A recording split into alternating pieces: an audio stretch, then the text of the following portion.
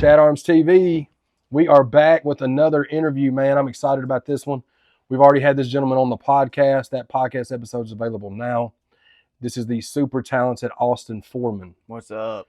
And appreciate you for sitting down with me, man. I know we just shot the pod in real time. We had just shot the pod, but we wanted to kind of do a deep dive with the ChadArmesTV interviews, man. If y'all have not became familiar with Austin, y'all need to. His links will be all in the description, the live chat and everything, so y'all be sure to tap in. But we're just going to sit and talk with him, man, and kind of get a deeper perspective of him as a person and kind of some things he's been through and what's led him up to where he's at now. You want to start by telling everybody where you're from? Yeah, man. I was born in it's a little city called Cantonment, Florida, which is just west of Pensacola. And we're about 3 miles from the Alabama state line, South Alabama. So I lived on a farm where I could look out. The interstate ran along our farm because my grandfather bought it. It was 600 acres, and the state put an interstate through it and bought half of it. Mm-hmm. So when you looked out at certain parts, you could see the interstate and the way station right there to Alabama. But from that area, man, I just love it down there. I've lived in a bunch of different places. Nashville's kind of like a second home to me because I work up here, so I'm up here a lot. But when it's real cold over here, you just go back to Florida. Yeah, no, for sure. What was it like growing up in Florida? Like, as far as you got any siblings? You play sports, any of that kind of stuff growing up? Oh yeah. So my mom and my biological father had me when they were 16, and my mom's dad's a preacher. So that didn't go over well with him, but Southern Baptist too, which is like the most strict. Right. But at any rate, so my dad, my bio dad, he wasn't around long, and then he went to prison when I was 4 for the first time. So I had first I had a stepdad that gave me my 2 little sisters with my mom, but he was very abusive. And everybody knows somebody like that. It's just not a very toxic relationship between them two. My mom was still young. I like to say we grew up together. Yeah. And they fought a lot, and he was very violent. I mean, like the type to whip you with a studded belt when he's drunk and not catch your butt and hit you everywhere else, Yeah. And even more, and so on and so forth. So they separated, and I still, my sisters. A lot of people use the term half sister, Yeah. or whatever. I'd never even thought of that term. They're just my sisters. Right. They're younger, and so we're all 4 years apart. But anyways, he actually passed away in a house fire a few years ago. Rest his soul, because still a big part of my life for a few years. But now I have a stepfather that raised me most of my life. That's who I call dad. Right. So like, RP to your pops, were y'all able to was he able to, I don't know, for lack of better terms, make amends? Were y'all able to get on good terms? So this was my first stepfather. Okay. And as a kid, so from the ages of, I think 3 to 8 years old. Okay, gotcha. He was my stepfather, and I called him dad, because like I said, my bio one wasn't around. So. Oh, gotcha. Okay. Yeah, my bio one went to prison when I was 4. And I went to visit him a couple times as a kid, and he would get out of prison throughout my entire life, and I'm sure I'll bring it up again, but he would get out of prison and be out for like a year or 2 and always go back.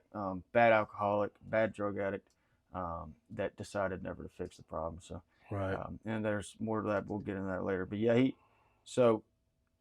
I never, my first stepfather that passed, I never had any hatred towards him, really, because I didn't know any different, so, Yeah. and even knowing different, I would never hate him, because with all the bad, I mean, the man did take care of me, and I choose to focus on the things I should thank him for instead of the other. And he was a good dad to my sisters. Yeah. My sisters love him, and that's what's really important to me too. Right before I stopped going to see him, when they first split, I would go see him like he was visitation with me too, Yeah. And then I stopped when I got older. I just didn't as much. And I was an adult, and he came and got my sisters once, and he said, boy, and I miss you. You can still come see me sometimes and hang out with me, and because he didn't have a son, I was his only son, Yeah. and I just didn't, and that's the only thing I think I regret. Right. But it teaches you something in life, and that's what everything is, to learn a lesson. So no, we never, I think, had to make amends. Right. Yeah. There was no animosity. It was in the past, and people's mistakes and their bad character flaws don't define who they are as a man. And I saw him grow in his next relationship. Yeah. you know, as he got older and change, and that's what counts to me. Right. You He was know, able to kind of fix. not to excuse any of that No, behavior, for sure. but It can't be changed once yeah. he made that Right. decision, which is tough for Yeah. anybody to make a decision to change yourself. So Yeah. So music. Okay. So growing up, was country music always like your first love? Like even as a kid, is that what you was drawn to from jump, or was it a little bit of everything or different things? yep. So when I was a kid, a little kid, there was two things I wanted to do: a singer. I had a VHS tape of Garth Brooks, um, and I would put it in that VH thing and rewind it and turn it for the TV and watch it because he's a showman, man. He would put on a great show on the stage. I Mm-hmm. just imagine that's me. I'm 6 years old, you know, thinking that, you know, that's me. And I wanted to be a singer or a bull rider, because my uncles were bull riders and Mm-hmm. they all rodeoed my whole family. So 6 years old, I remember watching that VHS, standing up, going, "I'm going to make a song," and wrote a little song about bull riding. And it was something so stupid. I made a little dance and goes, "Smash them, bash them, they'll kick you in your nashums," which was supposed to be your Yeah. groin. And man, my family made me sing that at every Thanksgiving for like Hell yeah. until I Bars, got dude. too old to. But hey, man, Yeah. 6 years old, it rhymed. That says something, right? Right. It's more than some people do now. Yeah. So I've always country music has always been my thing. My biological dad, Mm-hmm. something as a kid, man, for some reason when your dad's not around, Mm-hmm. and like I was still connected to his mom, my grandmother, Mm-hmm. and all you hear is, "You look just like your dad." You know, my biological dad sings and plays guitar, and when he's not around, it made me want to be like him more almost. I wanted to be like the man that I wish I knew, that I barely knew. So when he Yeah. was out of prison and sober, when he first got out, my mom would let me go see him, and he played Hank Jr. on his guitar, and you know all the Waylon Jennings and all them stereotypical Yeah. legends. And it's not that they aren't legends, but everybody says that. But so he went back to prison right when he was going to teach me guitar, so I had to teach myself. Mm-hmm. But I'd be out on the. We had them Cracker Barrel CDs. Yeah. With you know, like you go get them little CDs, greatest hits from Cracker Barrel. I had a Hank Williams Jr. one. Mm-hmm. I had a Johnny Cash one, and David Allan Coe one, and it was the Cracker Barrel David Allan Coe, so the clean stuff. But Right. Yeah. every day when I'm doing yard work, whether I was raking leaves or mowing the grass or what I was doing, you know, on the property, I had a CD player, and I stuck it in my pocket, shoved it in the Yep. Wranglers, and I put the headphones on and just listened to them over and over and Yep. over and over again. And so that's the first stuff I taught myself to play was those songs. And still to this day, I mean, I got Walk the Line tattooed here, Mama Tried on this arm. I know I've studied every inch of these guys' lives pretty much, just because when somebody's that successful, they're still talked about today. You want to know what they did and what the mistakes they made and stuff. And that's it, man. And I've dabbled in other stuff. I did that song with Bubba Sparks, where I wouldn't call it rapping what I did, but it was definitely fast country singing. It was dope though, bro. It was like kind of like rapping with a country melody. remix. Yeah, for sure. Because even though I've always wanted to be a country singer as my art form, hip hop, and I was telling you guys earlier, hip hop is the you know, you look at people like Eminem and the way that good hip hop artists write their songs, and the way that they format their lyrics, the metaphors that they use, how deep, you know, you really have to pay attention to a good hip hop song to catch the bars and what they mean. And if you're not paying attention, it'll go right by you. Country music, I noticed, wasn't really doing that. It was very basic, very simple, and I model my songwriting after that today, because after hip hop, like my style and the way that the standard I hold it to, every line has to mean something. I don't do something called a lazy songwriting, you know. Yeah. So that's dope that you was able to speak about that for a minute too, because when you do the parallels of hip hop and country music songwriting, there's similarities in the genres, but then there's big differences, and that is a big difference. And it's cool that you see those differences, you know what I mean, and respect them for what they are, because I don't even think of it like that. But I have trouble. I've tried to write country music and I have trouble because I'm so used to writing raps, you know what I mean? So like, who was so you said, you know, like the Cracker Barrel CDs, that's what was kind of really getting you, where you was kind of all in as far as wanting to learn about those particular artists. When did you want to? I know you said you was doing stuff as a kid, but like when did you start to say, I want to try to put some music out of my own, like professional recordings, or even if it's home studio? I believe I've always like wanted to. There's nothing in my life I've ever wanted more, but I didn't know how to. I didn't know how to Right. get there. So I guess when I met, uh, Johnny Cashville, Mm-hmm. it's the first time I ever like I'd been in Nashville, but I'd never gone in any kind of studio around here. I've never been around anybody that works in this business. And he introduced me to D-Ray. Mm-hmm. And if you don't know who D-Ray is, man, you're missing out. But Legend. and that was, I was honored, and I didn't realize how big a deal it was for the first person really that I got connected with around here in this business to be D-Ray. Mm-hmm. And he just took me in, man, and we spent a lot of time together, a lot in that pole barn up there, Yeah. jamming out in Dixon, and um, he helped me with the whole first album Living that country song. living that right? country song. Okay. Yes, sir. Yeah. Which is cool because it was a different world. Johnny, and if you're old head, you know him as Rehab. Right. But Johnny introduced me to a crowd that I wasn't even really familiar with, which is the underground, a lot of the country rap scene, Yeah. and Yeah. the hip hop Yeah. scene around here. And it was cool to see that side of the world, that side of this. And honestly, I have so much, in a lot of ways, more respect for what you guys are doing with that Mm-hmm. than I do in mainstream stuff. Right. So, but it Yeah. doesn't, didn't make me want to change what I was doing. But I wanted to figure out how to do what I was doing and keep the qualities of what they're doing and what made them successful. Yeah. And that drive, that motivation, So that's when I actually got to do it. But I don't ever remember a moment where I didn't want to put out my own stuff and go record it. Yeah, and then before that album, you obviously had the parody song, the Carole Baskin parody song. You know what I'm saying? Yeah. So yeah, so like you had put the Carole Baskin song out like the year prior, like during the pandemic, correct? That's right. You just did that just for the hell of it, and you posted it or something, and it went viral. Is that how that went? Yeah, dude. I was seeing this girl, and I was living in a shed behind her mom's house. Mm-hmm. Like really small, dude. It was cement floor and I had a pull-out couch. I had nothing, and that's how I got there is a different story. But I wrote that song just for fun because I watched Tiger King and I watched it again, Mm-hmm. and I just started, writing a little ditty. And I had never posted anything funny before that, and I didn't really post a lot because I didn't have much of a following, which is ironic. Isn't that why you post, just to get more? Right. But I was in my mindset like, oh, nobody wants to hear my stuff. I wasn't motivated, but I posted it, and this before TikTok and all that. Now everything has the lyrics on it when you post it. But I posted, and I use this app on my phone to kind of just put the words under it, and it was a formula that worked for me multiple times afterwards. But it took off, dude. I had like 1,600 followers on Facebook. Mm-hmm. That video got 14 million views. I was so excited. I've never seen something go viral. Yeah. And so it did that. Man, that got me on the Lex and Terry radio show, a bunch of different radio interviews. Yeah. And, it opened doors for cool things. And then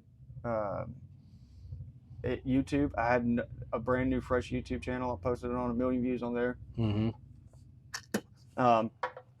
And that right there, seeing that I could do it with it. I mean, at the time I had an Android phone from Walmart that was horrible quality. Right. Seeing I could do it just made me want to do it again and again and again.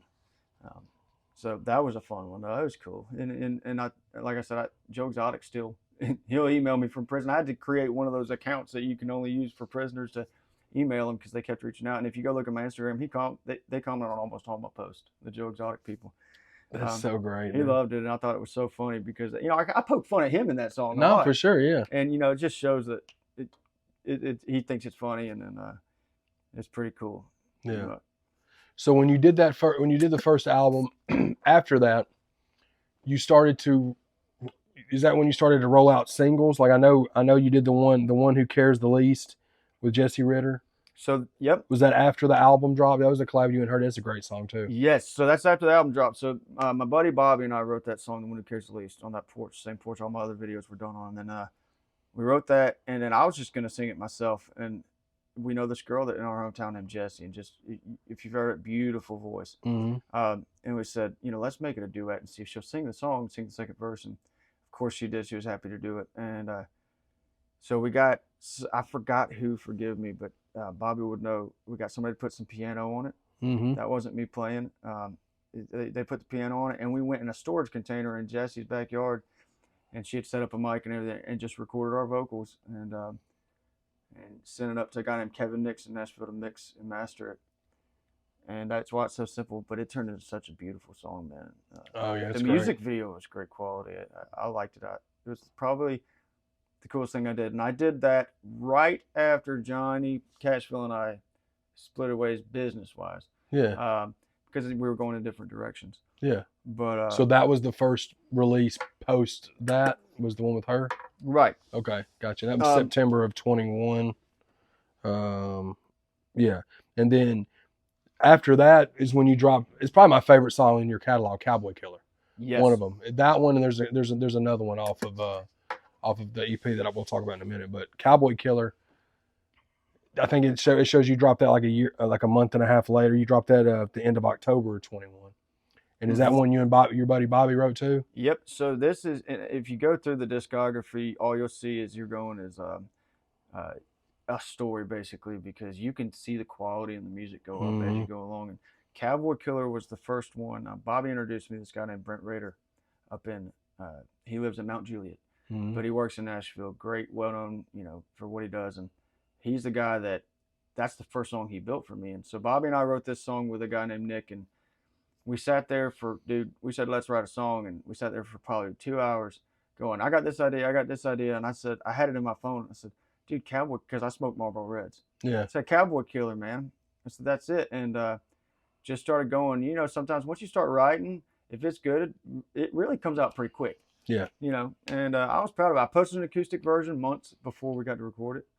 And we recorded it. And honestly, that's a song if I would have put out today, I think that would chart pretty high. It's underrated, man. Yeah, but it's a great one for sure. I might re-release it one day. Who knows? Yeah, that'd be cool, man. That's a really good one. Yeah, and and then I guess a batch of those singles you were releasing. Obviously, you talked about you and Bubba did like a remix to Miss New Booty. You did one that you called the Shots, the Lemon Drop joint, which is a great one. But then there's another one that I spoke to you about off camera that I thought was really, really good, and it's a song called The Truth. Yes. And that's the one where the line you was talking about, you can drink her away at night, but then the sun comes up the next day. Basically like talking about reality hits you. Yes. More or less. That's another really, really So that song, fun fact, I've never talked about this because nobody's ever asked me, but I have no shame to admit, I didn't write that song. Okay. That song, there's a guy named Troy Martin that I'm friends with. He wrote the song Baby's Got to Get It Goodbye by George Strait. So he's a hit songwriter. And he's an old man now, And so me and him met.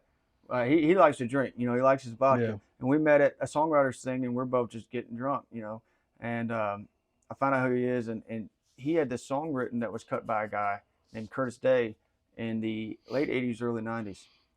And I'll show you later the other version. The difference is crazy. But I said, dude, because I was going through something similar at the time, and I said, man, I want to cut that song. And I said to you guys earlier, I have no shame in cutting somebody else's song. No, that's dope. And dude, that song, we sent it to Brent, and he completely remade it and made it a little more modern. And to me, it's one of my favorites too. I mean, the range that it shows, and it's just the music's put together perfectly. I love that song. No, for sure. So shout out to Troy Martin, man, great songwriter. Yeah, that's a great song, man. And then you've dropped several singles over the last couple of years, but all those led up to, a lot of them you put together on a project, the High Life EP. Yep. Which it's got it's a 5-song EP that's really dope. It's got some of those songs we just spoke about, but it's got another one on there that I told you about, and it's probably a tie with Cowboy Killer, and it's Champagne of Women. Yep. I think that one. I just love the metaphor of that in itself, but I think that song and Cowboy Killer to me are two of my favorite ones of yours in your catalog that I've heard. I've heard everything in the catalog, but that EP's that you just wanted to put that project out just from the batch of singles you was already releasing. Yeah, I was in an in-between stage, so I had already released Cowboy Killer and another song called Motley Crue? Out of My Mind. Oh, okay, Out of My Mind. Yeah. Out of My Mind, and it was just Out of My Mind, a song Bobby and I wrote on the way to Chili's one day. And hell yeah! It's just a fun one, you got to have the fun songs that are enjoyable. And so I had a couple songs I'd released, and we had like 3 more that we recorded. And I didn't want to release them as singles. Not that I don't enjoy the songs. There were two of them I didn't want to release as singles, Bang Bang Bang, and there was another one, and it's escaped my mind right now, I think. Or maybe there wasn't. But at any rate, I said, well, I'm going to do an EP because I haven't done one yet. And I wanted to try to reintroduce Cowboy Killer a little bit. And at this point, I think I had almost 100,000 followers. Yeah.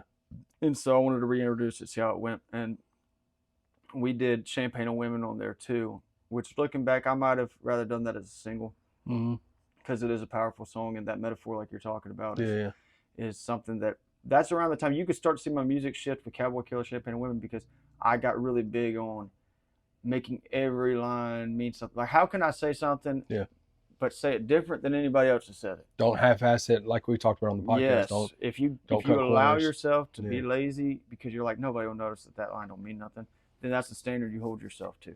Yeah. And I was starting to discover that and change my standard and the standard I held myself to. And that's where you see that start to shift right there. Bobby and I wrote that. I had it started, and Bobby that's my partner in crime, man. He's all over. You'll find him anywhere on my stuff. He's like my brother, but anytime I have something, if I can't finish it, he will help me finish it very quickly, or we'll write together. Yeah.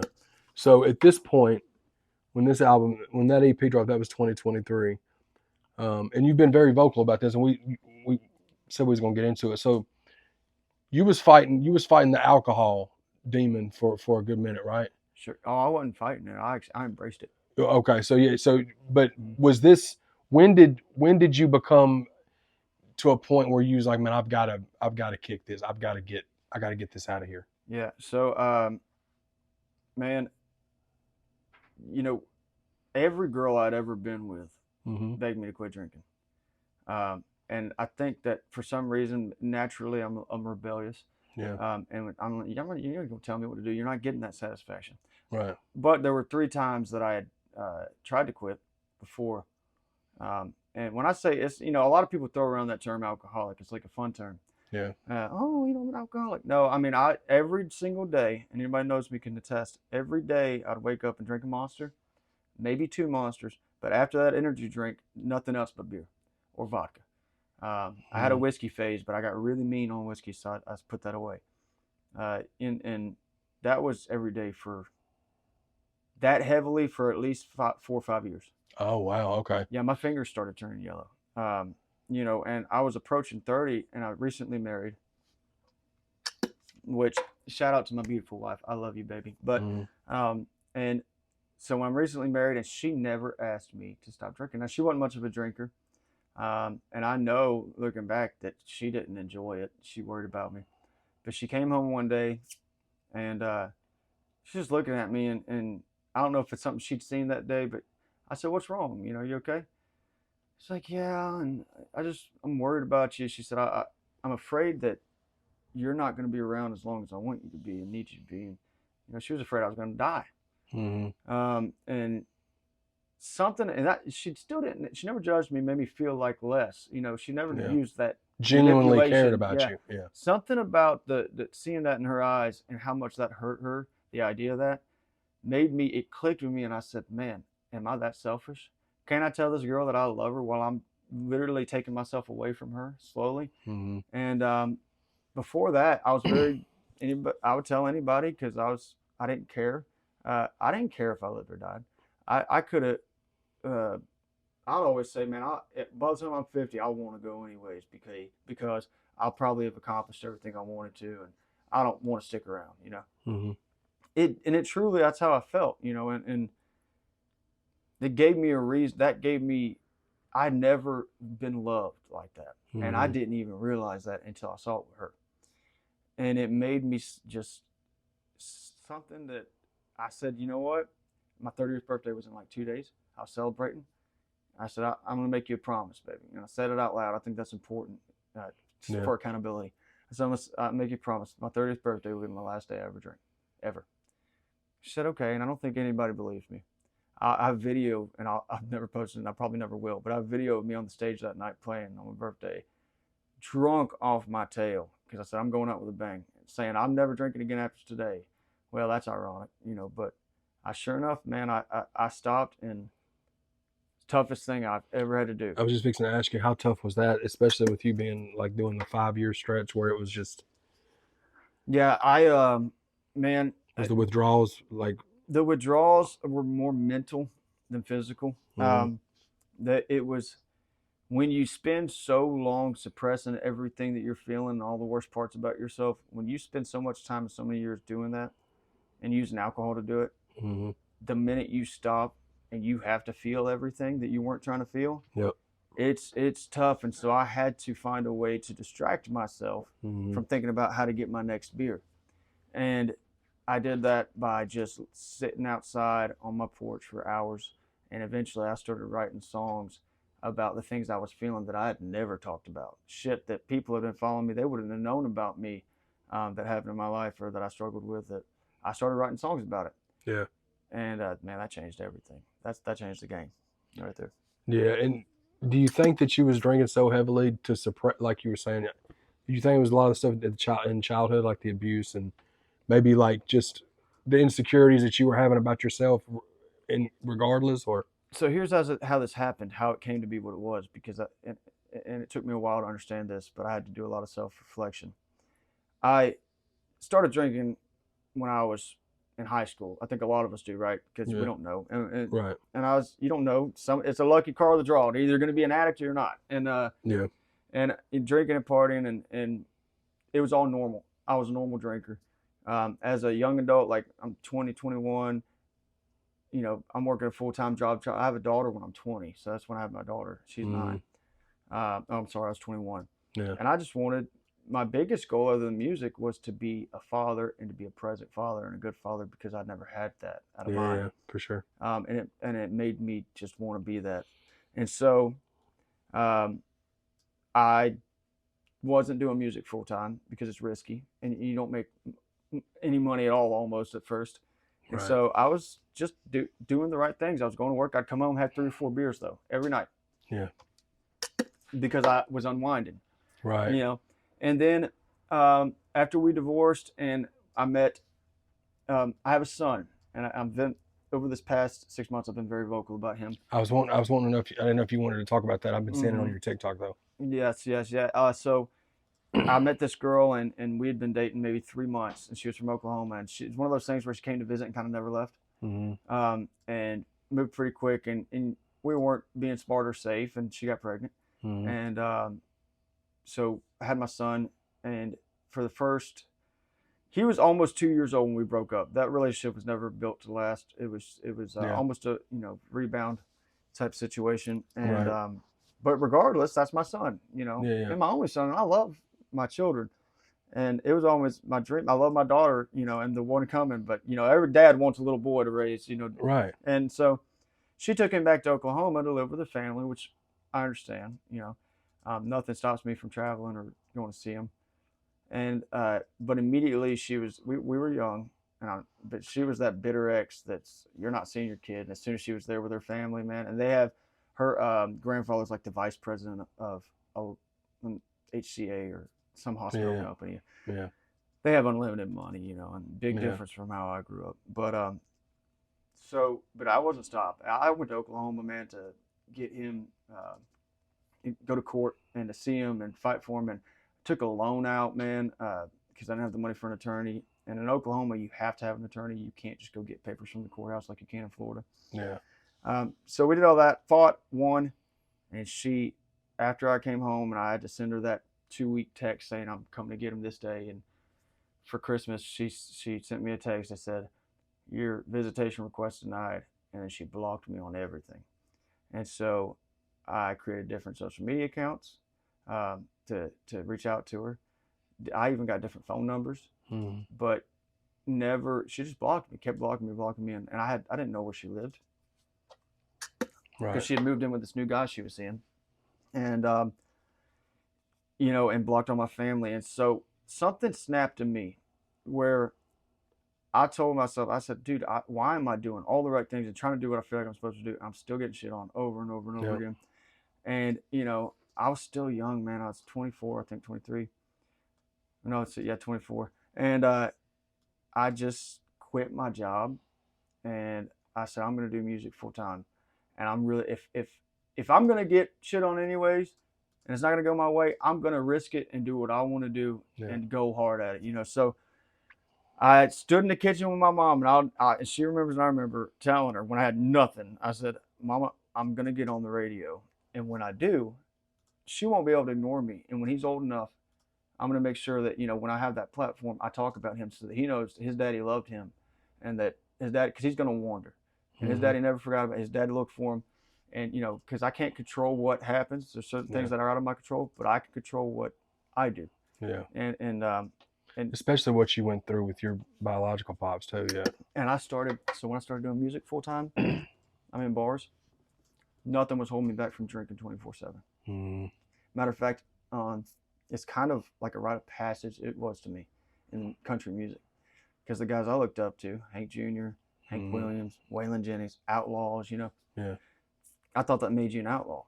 You know, I thought that made you cool. I thought it made you fit in, and I like to drink anyway, so I justified it by that. And that's when that started, and it never stopped, because I realized that I didn't have to even be myself if I was drunk, because I didn't care enough when you're drunk. You know, you don't have to feel anything, think of anything. There's no worse pain to me than that with my son. Right. And you know, it didn't make me an outlaw, dude. It made me weak, because what grown man is so scared of his own feelings that he'd rather die? That's the weakness to me that I was showing for years. Yeah. And it was rough, dude. Like I can't believe you don't realize how messed up you are until you get out of it. Yeah. And then you look back and you're like, wow, man, dude, I was like that. How long are you sober currently from alcohol? So the 12th will be 7 months. Okay. And that's not, I just did it. And I didn't I would have gone to rehab if I would have had to, if it would have got bad enough. But I didn't, because I'm still me, you know, I'm still a hard-headed son of a bitch. So I just did it myself, and I just stopped, man, because I'm very stubborn. If I decide I'm going to do something. Yep. And another thing I did is I told the world. So I did that not to get attention. I did it because I know that if everybody knows, it holds me accountable. Because now there's more motivation for me not to mess up, because people don't respect liars. People don't respect the failure and all that. So I just stopped, dude, and it was tough, because I would have panic attacks. I remember my wife wanted me and my daughter, we would go to a fireworks show out on Dustin Beach. And I didn't like social settings at the time, because I couldn't be around people socially, because I didn't know how to act sober. I hadn't been sober, you know. So we went to this fireworks show, and I didn't expect it. Came out of nowhere. I'd never had panic attacks. Very confident person. Dude, I had to go sit under a bridge while my daughter's watching the fireworks and I thought I couldn't breathe. Yeah. And I don't know what it was, the loud noise, fireworks or what. Just experiencing all that sober, probably. Too. And maybe you know, they say that when you do something for so long like that, whether it's alcohol or anything else, that when your body all of a sudden is expelling all that, and your mind has been firing off certain things, and now all of a sudden it's having to work harder, because it just messes you up. And you know, I was lucky, never had the seizures or anything that some people talk about, but I just stayed away from social settings after that. You didn't see me nobody saw me for a long, long time. And I stayed there and wrote songs, and it was interesting, but that time also helped me get to know myself and be honest with myself better through that. You know, I had to address those feelings with myself. Yeah. I had to. And once I understood you can't understand other people until you understand yourself. I believe that wholeheartedly. Yeah. So it helped me a lot, man. And all I want to do now is take that experience. And somebody asked me what my goal is, and I didn't really have one in this music business. I didn't have one except being good at it and being successful, until I realized now my goal is to change that stigma that I thought growing up about alcohol and all that. And today, being an outlaw in any genre is not about hurting yourself or anything like that. It's about going against the grain, standing up for what you believe in, and being yourself. Because it's weird to say, but you know, most people aren't being honest and being themselves anymore. No, man. And that's the thing you need to do. For sure. Well, and catching everybody up to speed with all that, you're 7 months sober from alcohol, and now you've got a song that's doing really well. It's getting radio airplay. Take Me Back to the 90s. Yes, sir. So now that we're up to speed on that, kind of put a cap on the interview, like let's talk about that song.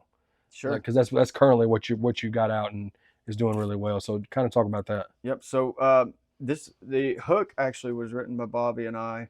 Shoot, when I was still living in that shed, so years ago. Yep. And we kind of just forgot about it, put it in our back pocket, and forgot about it for a long time. And I was sitting there looking through TikTok and just thinking about country music today. And you'd asked me about that earlier on the podcast. And I was watching these guys that were blowing up like that had never played a show in their life, never done anything, and they end up ultimately getting their ego hurt and bruised because of what happens when they go play a live show and they choke or get nervous. Yeah. I was just thinking about how much everything had changed, and so that first line, that ain't nobody propped up by the jukebox no more, which is a Joe Diffie reference, of course, and they can just use their phones. And half the boys ain't chasing the neon rainbow, playing in the bars. Yep. And all the stuff that I did for years, they don't have it. They're paying their dues from home. You know, they're all you gotta do is sit in your underwear now and whatever. And it hurts the artist more than it helps them. And so I started going. I'm gonna be completely honest, man. After that, I was like, I looked at my playlist on my music, looked through the titles of all the 90s country songs I loved, and did my best to take the titles and make them all work together. Yeah, and pay homage. Yeah, to pay respect to that. And the timing was just perfect, man. It worked out really great. And so that song did more than I knew it'd do good. I didn't expect all that from it. So it's great. And it's cool too because it's kind of a full circle moment for you. Like the video you posted of you sitting in the vehicle listening to your song getting played on the radio. Yeah. And you were talking about when you was in the kitchen with your mom and was like, I'm gonna get on the radio one day. You know what I mean? Fast forward 6 or 7 years or whatever you said it was when you was telling her that. It's just dope to see that the hard work that you put in, you finally, you bet on yourself and, it worked out. Yeah. And obviously it wasn't easy, but and the fact that you're doing it without that alcohol demon that you had on your back for all those years, that you kind of was able to shake, before it got the best of you type stuff. So that it's cool to see that, man. That's the only way I could do it is without that, man. You have to address that your demons and know who you really are and get rid of the shit that's more important than your music. More important than music to me was finding my next beer. I wouldn't let Bobby eat somewhere if they didn't serve beer. We couldn't go to Zaxby's. I had to have alcohol there. So until I got rid of, I thought that was going to help me. And ever since I got rid of what was hurting me, dude, nothing but great things have happened. I mean, I grew, my TikTok when I stopped drinking, I only had like 100,000 followers on there. In the past few weeks, we've grown 300,000 followers that fast, just over that, because all I focus on now is that. That's what, an addict will always be an addict, man. No, 100%. Well, is that addict strong enough to choose what he's addicted to? And my addiction became my family and my work. That's it. Yeah, that's what I say. To choose your addictions wisely, kind of thing, man. Because if you've got that part of your brain, it's the addictive personality, it's all about what you choose to make your addictions. You know what I mean? Yes, sir. And I totally feel that, dude. Well, I'm happy for you, man. And I know that you got new stuff on the way, and we was able to hear some of it, off camera, and it's really, really good stuff, man. And I look forward to the people being able to hear the new stuff, and I just wanted to scrape the surface with you on this, man, because we're going to be working more. We're going to work on some music and other stuff. And, you'll pull up to the pod again, I'm sure, when you got other stuff coming, and we can follow back up with more things. But I just wanted to give the people a different side, because we tapped in a little bit on the pod, but this is just a different side of the tracks kind of thing, Absolutely. And I appreciate you, man. And I look forward to working with you more, and I'm proud of you that you've been able to do what you've done, and I look forward to seeing what else you can accomplish, dog. Thanks, brother. And shout out to my baby girl Elena. I love you, baby. Jackson, buddy, if you ever hear this out there, I love you, son. And my wife and my daughter. I have a daughter being born next month. Renly. Fire. So, hell yeah, congrats, man. Thank you. We found out 2 days after I stopped drinking she was pregnant. See what I mean? Put away something bad for you, man. Good things happen. So. That's the universe, bro. Well, again, man, y'all be sure to subscribe to him. Be sure to follow him on. I'll put all of his socials in the description in the live chat. And we appreciate you, bro. Thank you. No, I appreciate you, man. Thank No, you. for sure. Thank you.